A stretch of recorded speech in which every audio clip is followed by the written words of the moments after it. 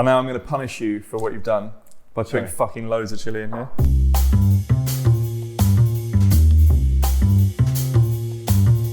Tell us what you've brought on the show today. What is it and why? It's a dish called colpo di LUPARA. Colpo di LUPARA. Which translates as shotgun blast. I basically came across this at my favourite restaurant in Ibiza called Macau. But I think basically the LUPARA, I think these are meant to be shotgun shells. Oh, okay. You know what I mean? Yeah, okay. And colpo being blast because it's quite spicy. Okay. So it's like, okay, nice. You know? I'm ready for a bit of a kick.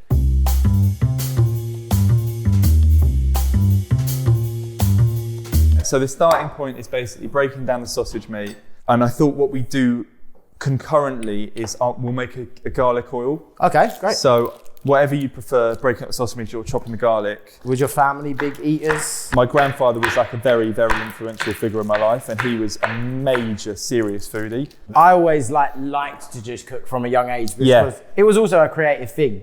I just thought it was good. And that's the thing about cooking, I think, especially why so many DJs are into cooking and good food. The way I see it is you take, it's like mixing tracks or making a track. You have different elements. Yeah. You put them all together. It actually create feels something like really beautiful, and then you offer it to people. Yeah. You know, it's like that. Yeah. I think there's I think that's why I like it especially even when I go home and just cook for myself. It's that therapeutic thing of like having a few things to think about. Like when you're kind of at home, it's the thing that I always like to go to. And if I'm a bit stressed or something like that, I'll go make sure I'm cooking at home if I can. It is. It's very meditative. But I find it difficult because in the schedules that we're on, like if I'm home for a day or something like that, I'm just either I'm too tired, can't really be bothered, or just like I haven't really got the ingredients, I haven't gone to the shop, something like that. So yeah, exactly. I think you've told me before that you trained to be a chef. I was working in a hotel in France, so I used to go there every winter on my school holidays. Pretty much spend the entire school holiday there. Yeah. Just skiing, and then it got in. Then I got really good at skiing because of all the time I was there. And so I was doing that ski guiding job, and then when I was 17, I passed my driving test, so I was doing all the airport transfers in the minibus. And then one winter, it got to me being in the kitchen, and the chef let me watch him and got closer and closer to the actual preparation process and stuff like that. And then one night, his sous chef basically said something that upset him to the point where he threw his kitchen knife at him. No way. And the sous chef stormed out, understandably. So they were like, can you... as long as you don't throw knives at me. Yeah, exactly. So I pretty much said that.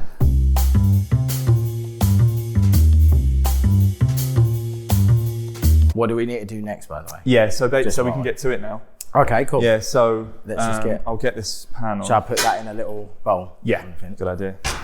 Yeah, so wait, you said before seeing you that you had a crazy story about you being so in order to go to Sandhurst, which is the officer training school, I was sort of on the path of getting sponsorship. What you have to do is then go and visit that regiment, and then you have to go and do like an assessment thing. Yeah. So obviously there's the fitness part, which at the time I was really fit, and that was great, that was easy. There was also the physical assessment task where you had to do you'd have ropes, barrels and planks of wood, and you'd be like, right, you have to get these 4 people across a river and blah, blah, blah. But there's 10 of those tasks, of which they'll only choose 3. And I learned all of them inside out, so smashed that. Yeah.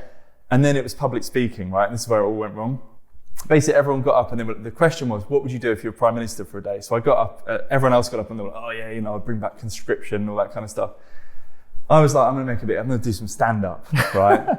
So I got up and I was like, if I was Prime Minister for a day, probably try and legalise drugs, and then there'd be a lot less people in prison. Oh my God. And then I would probably legalise murder, because then there'd be a lot less people in general. It's like dead silence in the room, and they're all there scribbling on their notepads. That was it. You didn't get through? No, that was out. They said come back in 2 years when you've grown up a bit, basically. No way, you ruined your chances.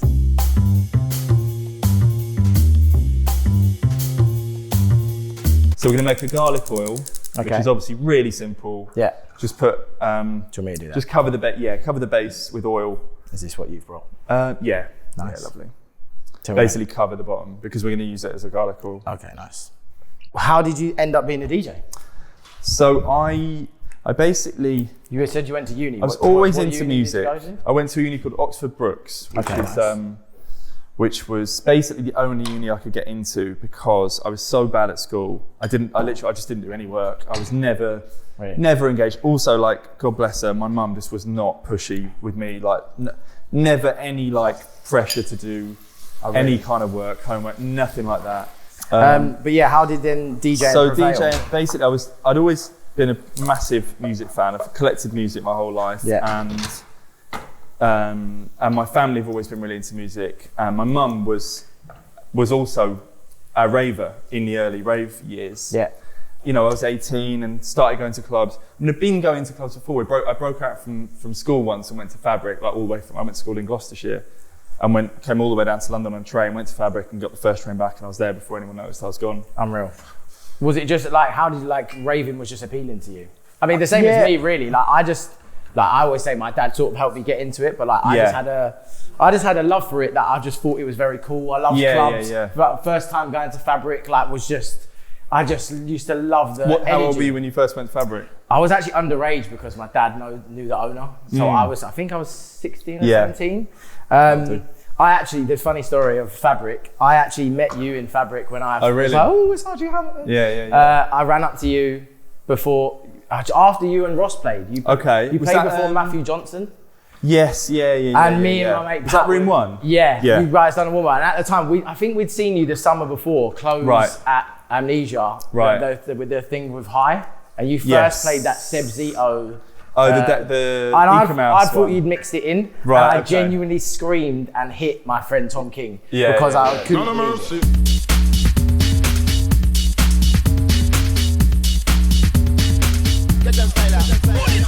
We ran up to you and we were just absolutely obsessed. But then proceeded to like hum your song to you in room 1 at Fabric. As in, what tune is this? And you were going, mate. Yeah, sweet. And like we could say, oh shit, we like really embarrassed ourselves here. We were so lucky. Obviously, Fuse was such an institution, and I was very lucky to be allowed into that family because I didn't know anyone. Yeah, how did you? So that was literally because I used to go to Fuse. I've turned it off, it's done now. I used to go to Fuse religiously, and I was living on Brick Lane at the time, and I was making music in my bedroom, and I was literally making music, going to Fuse, hoping I might hear it. And then one day I did, and basically just went up and I was like, oh, you know, same as me. This is me. Yeah, exactly. This is my track. It's my track. And I think it was Lucas Kelly playing at the time, and then that was it. And over about a sort of 2 or 3 year period, I got to know everyone, like, a bit better, and then one day I got the call up to come and play, and that was that.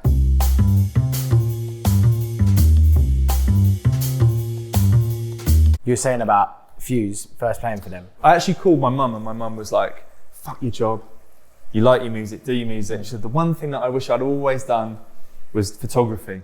I think you have to have that point though, as any sort of thing. You have to go, I'm just going to go for it and what I do. Because I think it has to be all or nothing to then succeed, I think. 100%. Within the realms of, look, you've got to make money, but there has to be that point where you have the risk of like, it's all or nothing. Yeah, and I have to go for it. It's like, I'm just going to do it. You've got to. Because otherwise, if you don't commit to it, it's not going to commit back to you, basically. And I think also, like, I definitely wasn't at the point where it's like, the DJing's going so well I can sack the job off. That was not the case at all. It was 5 years from that point of terrifying, like, constant brokenness and not fun at all. Like selling tickets, things like that. That's what when I was first starting out, I used to have to sell tickets and just to get your sets. And I was just a promoter essentially, just because that's how people would. If you can bring enough mates, you could just get a gig.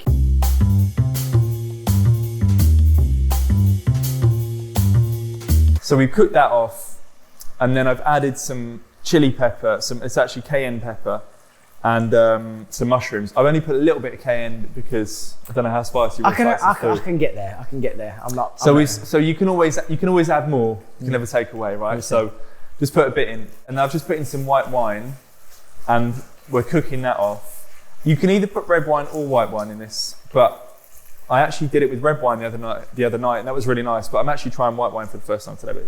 I'm pretty sure, because with pork things, white wine I think is quite nice. It's a bit lighter. Exactly. While I was doing that, Ross very kindly has made a garlic oil, And I'm really showing off my skills in this show. Yeah. But I'm not claiming to be a good chef. Just so everyone down the camera knows, I'm doing this because I like cooking and I enjoy getting to know people. That's a much better way. Just so you know, I'm not a pro chef. So basically, now we've cooked off. I mean, I put probably I've drunk that half a glass of wine. We've probably put in another I'd say a quarter of a bottle, and now I'm going to put in some chicken stock. Yum. Not too much. It already smells really good. Yeah. How are you finding? You're now a dad. How old is Honey? She's amazing. Yeah. She's like last couple of days I think she's going to skip crawling. She's going to go straight to walking. Some babies do. Yeah. So she's like. She's going to be a genius. She's going to be a genius for sure. No, she already. Yeah. She's very funny. She's definitely a funny person because she's like she like rolls around on her little buggy thing and just going. So like she's that's going to be our soundbite that we just use for the whole thing. It's just So obviously, like, you're a DJ, but you're a fan of other music. If you could pick 3 headliners for a festival, who would you go for? I can tell you mine first. Okay, go on. So if it was a Friday, Saturday, Sunday thing, Friday would be Usher. Because I absolutely love my old UK hip hop. I mean, your old school hip hop. I love it. Saturday would be Jamiroquai. Ooh, love Jamiroquai. Jamiroquai and the Sun on a Sunset. And the Sunday, I don't know if it's a cheat answer, but I've always said Oasis. Like, I'm dying. If they would ever come back, that'd be mine. I'm just like Oasis on the Sunday with a flare or something like that. Like. Okay, well, 100% would be Oasis, but that for me, that would be a Saturday. That's the big hype thing. The hype one, going wild. And then who else would I have? I'd like someone. Okay, like on a Sunday, I'll work backwards. On a Sunday, I'd love someone like. Do you know what I'd have? Friday, I'd have Sade. Sade. They'd have to come back together. Yeah. Right. But my wife walked down the aisle to No Ordinary Love. Oh, amazing. And I'm getting goosebumps now. So that would have to be my Friday. Saturday Oasis, then Sunday, someone very. I was thinking more because you were like flares and like having it off on the Sunday. I don't know. I'd go more chilled on the Sunday. I'd think get wild on the Sunday. I'm not got work on a Monday if I'm at a festival. So. Okay, yeah. I'd have like I don't know, someone very easy going. Like, do you know I'd like Portishead or something like that on a Sunday would be really nice. Yeah. Okay. Yeah. That would be mine.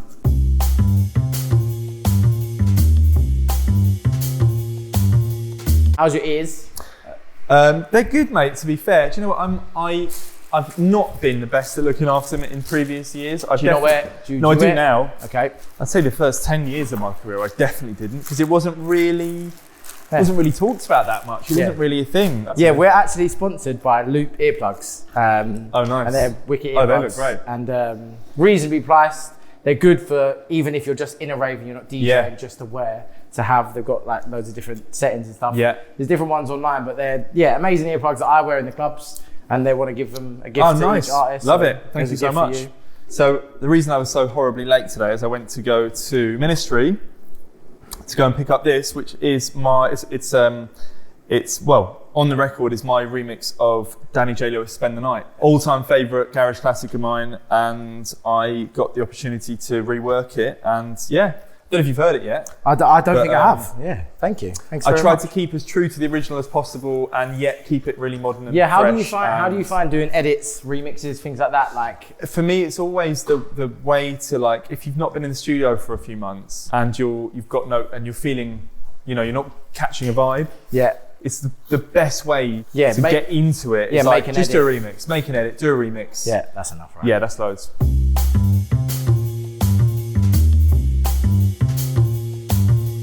What are we doing next, firstly? So that's now done. That will sit.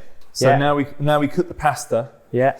And then so you cook it slightly less than cooking time. Okay. You add it in, and then you finish it off with pasta water. Okay. Have we got to put loads of salt in that? Loads of salt. Let's get some. It wants to taste like the sea. My mother, fortunately, drugged me with salt. Right. Okay. When I was younger, like, if ever I cook for other people are like, there's loads of salt in it. Yeah. It's just because I absolutely love it because my mum drugged me with fizzy drinks and salt. Oh, right. Okay. Yeah, nice. The two things. So, what's the 3 most defining points you've had in your career? Do you think step by step? So as mentioned, definitely hearing.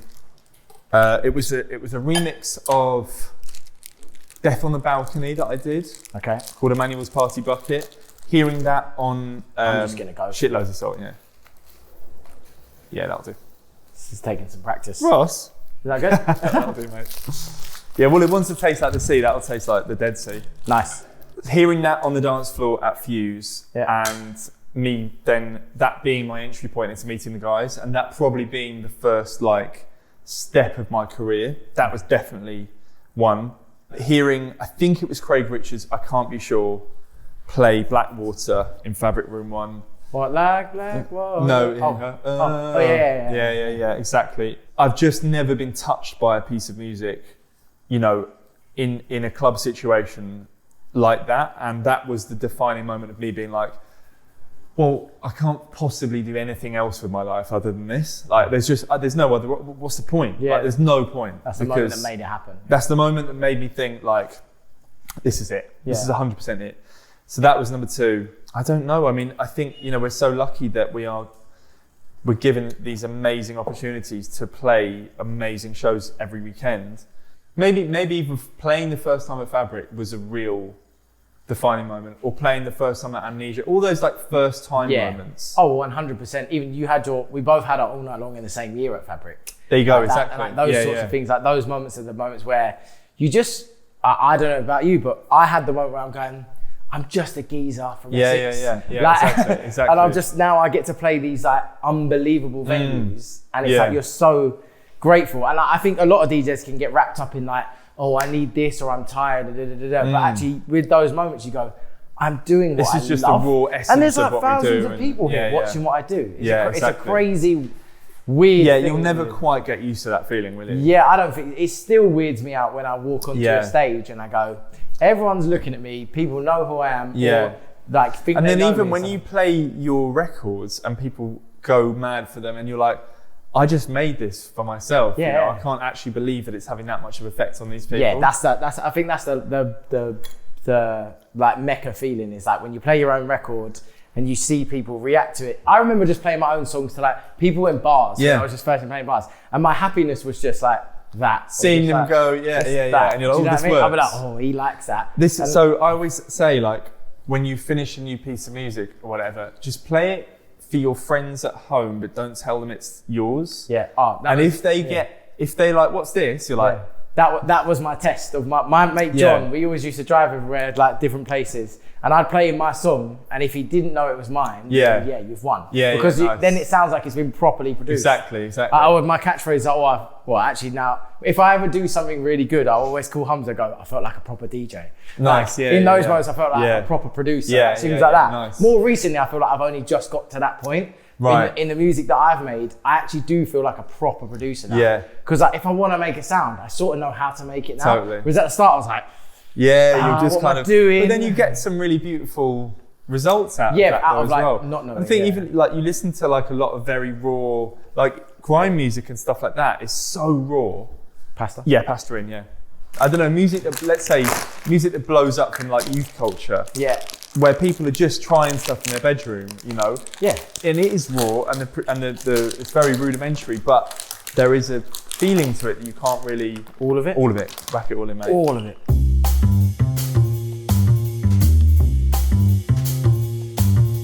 I mean, I never experienced what it was like to be a DJ, that I'd say back in the day. Yeah.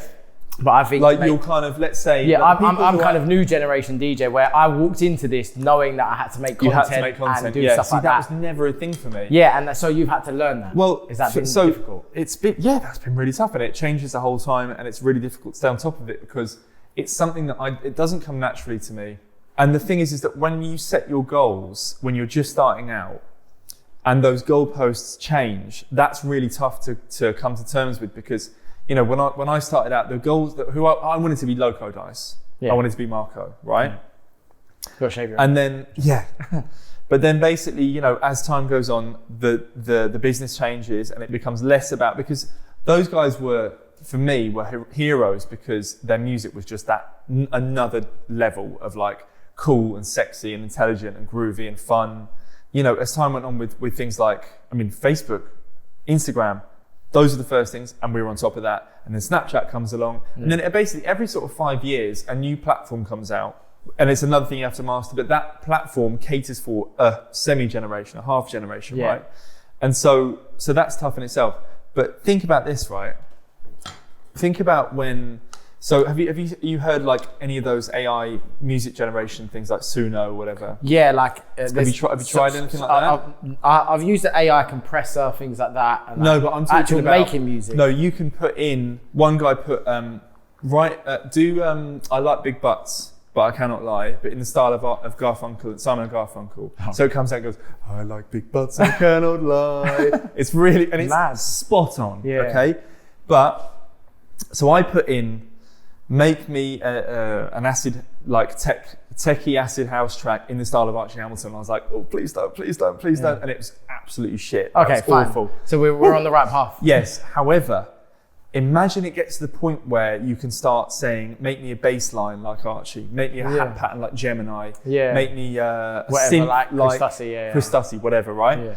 So then anyone can make music. Anyone. Yeah. Right? So what's going to happen for new DJs who are going to want to set themselves apart from the next generation? It's not going to be about music because they won't have to, because it'll be so easy. It'll be about social media. So it'll be even more about, you know. Yeah. So it's like the role of a DJ is slowly becoming very different. Totally because it's a persona. More now. Exactly. 100%. Even like doing stuff like this. Do you know what I mean? Yeah, I'm all for it, mate. I love it.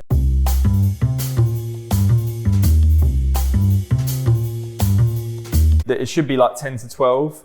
But I'm going to cook it for like 8 or 9, because what we're going to do is we're going to strain the water off, keep the water, put the pasta into the sauce, and then finish off the cooking process of the pasta in the sauce by adding pasta water as you go. What are we doing now? So we're going to strain the pasta off. There is a lot of salt in that water. Okay. So I was talking at the time and I just kept going. I didn't even listen. So basically I'm happy with the salt intake probably. Okay. I'll be liking that. So basically, because we've got to finish it off with the pasta water. And because the pasta water is basically like seawater now, we're going to have to figure out a way around this, because I don't want to oversalt it. Okay, fine. So we're now putting in the pasta water. I reckon it's going to come out fine still. Yeah. Is it really bad? No, it's fine. There's always a solution.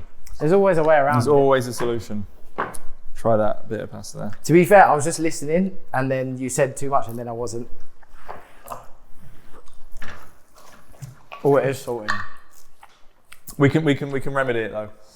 So we need some sugar. And now I'm going to punish you for what you've done by putting fucking loads of chili in here. That's great.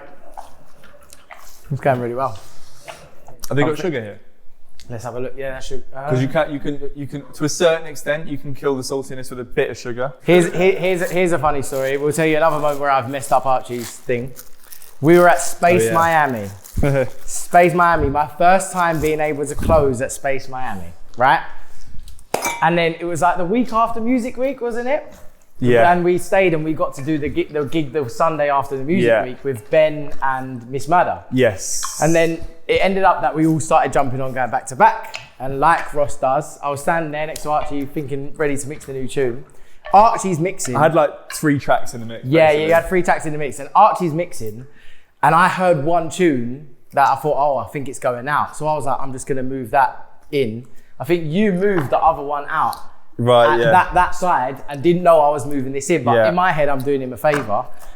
I moved it, and then it was going, and it went right out of time. It was all my fault. And Archie just went, what are you doing, mate? And I was like, I'm so sorry. You went, never touch it while someone else is mixing. And I was just like, did I say that? I was something along the lines of it. And I think I was more like, there's method to my madness. Yeah, mate. Exactly, in that sense. And I was like, I've never felt so bad or embarrassed I'm not embarrassed about the salt, that's fine. But I learned a valuable lesson that if someone else is mixing, just let them mix. Let them. Yeah, because also if they fuck up, you can. That's it. Yeah, I wasn't even there. But in my head, I was like, oh, that's going now. Just do that. Because people used to do that to me, and I was like, oh, that's a help. Oh, yeah. Nice. That was it. That was an embarrassing moment at Space Miami where it was definitely all my fault, and I can now sincerely apologize. And then now every time we play, I'll slightly knock it out and be like, Ross, Ross, sort yourself out, mate. Don't add too much salt. Yeah. Do you want to try that and tell me what you reckon? Have you saved it? I mean, it's obviously very rudimental. Like, what's the opposite of salt? Sugar. Oh, definitely saved it. Yeah, it's nice. There you go. Also got a nice sweet kick. Yeah. I put a bit more chili in. And it's got chili, yeah. There you go. I like that. He's done very well.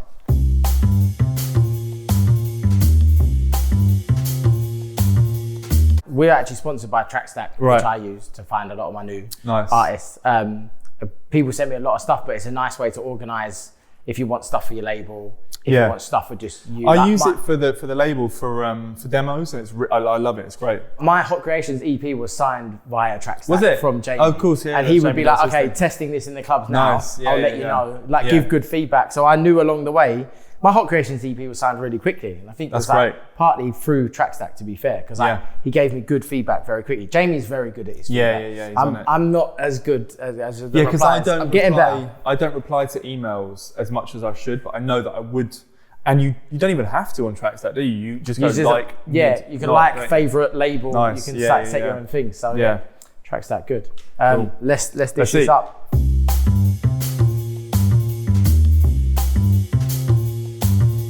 Right, Arch, do a taste test. Right. I'm gonna. We've definitely salvage the salt. To me, I think and more. Yeah. To me, that spice is perfect for me. Yeah, the spice was good. You just get a kick at the back of the throat. Yeah.